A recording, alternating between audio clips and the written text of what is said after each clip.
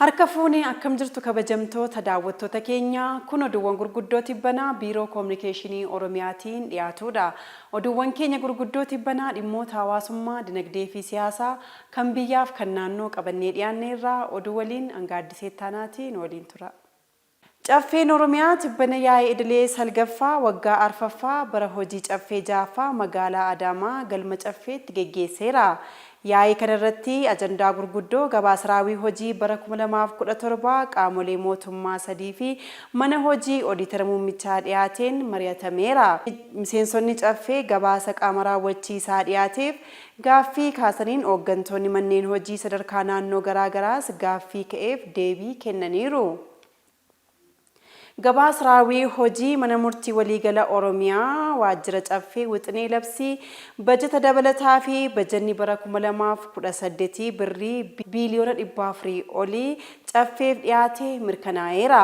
Yaa'icha irratti kallattiiwwan hojii gurguddoo bara 2018 Pirezidaantii mootummaa naannoo Oromiyaa obbo Shimallis Abdiisaan ka'amee yaa'ichi muudama garaagaraa raggaasisuun kan golobame torban kana keessa.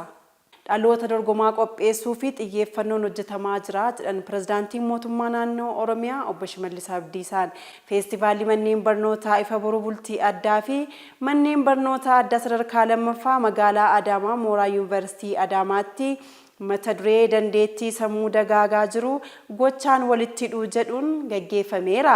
Kaayyoon feestivaala kanaas hariiroo barnootaa cimsuu aadaa waliin jireenya barattootaa gabbisuu beekumsa dandeettii fi hubannoo qaban waliif qooduu irratti kan xiyyeeffate ta'uu ibsameera. Pirezidaantiin mootummaa naannoo Oromiyaa obbo Shimallis Abdiisaa sagantaa kanarratti argamuun haasaa taasisaniin cabiinsa damee barnoota naannoo keenyaa mudate saffisaan furuun dhaloota qaxalee saayinsii fi teeknooloojiin sadarkaa idil addunyaatti dorgomaa ta'an aadaa fi duudhaa uummata keenyaa kabajaa fi rakkoo hawaas dinagdee uummataa furuu danda'an horachuu fi dhaloota dorgomaa qopheessuuf xiyyeeffannoon hojjetamaa kan jiru ta'uu dubbataniiru. Hoogganaan biiroo barnoota Oromiyaa obbo Tolaa Barisoo kaayyoon feestivaala kanaas hariiroo manneen barnootaa gidduu jiru cimsuu barattoonni dandeettii kalaqa adda addaa qaban bu'aa hojii isaanii daawwannaadhaaf akka dhiyeessanii fi imala cabiinsa barnootaa suphuu fi qulqullina barnootaa mirkaneessuuf eegalame kan tumsu ta'uu kan ibsan torban kana keessa.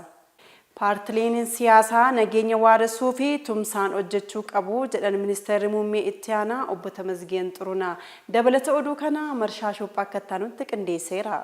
Paartileen siyaasaa nageenya biyyaa waaressuu fi tumsaan hojjechuu qabu jedhan ministeerri muummee itti aanaa obbo Tamasgeen Xurunee waltajjiin marii mata duree nageenya mirkaneessuu fi gahee paartilee siyaasaa jedhuun manni marii waloo paartilee siyaasaa fi ministeerri nageenyaa waliin ta'uun qopheessan Bishooftuutti taa'ameera. Ministeerri muummee itti aanaa Tamasgeen Xurunaa nageenya cimsuudhaa fi gaheen paartilee siyaasaa guddaa ta'uu waltajjicha irratti ibsaniiru.